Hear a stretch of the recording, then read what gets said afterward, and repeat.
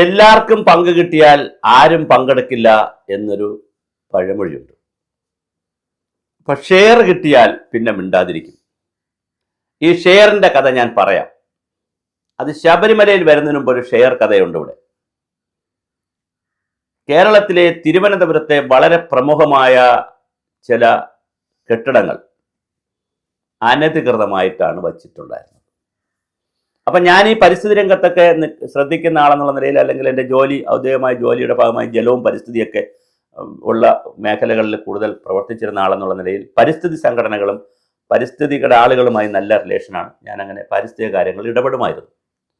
അപ്പൊ തിരുവനന്തപുരത്തെ അനധികൃതമായ മുന്തിയ സ്ഥലത്തെ അനധികൃതമായ ഈ കെട്ടിടങ്ങൾ ഇരിക്കുന്ന കണ്ടിട്ട് എന്നോട് ചില ആളുകൾ എന്നെ വിളിച്ചു പറഞ്ഞു, സാർ ഇതൊന്ന് അന്വേഷിക്കണം. ഞാൻ അന്വേഷിച്ചു.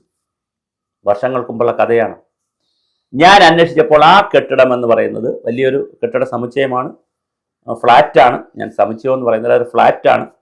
അന്ന് ഈ ഫ്ലാറ്റുകൾ ഇത്രയും വിപുലമായി വന്നിട്ടില്ല.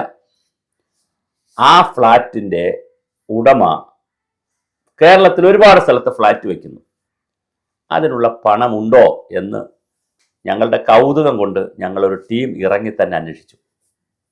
ഞങ്ങളുടെ അന്വേഷണം എത്തിയത് ഞെട്ടിച്ചുകൊണ്ടാണ്.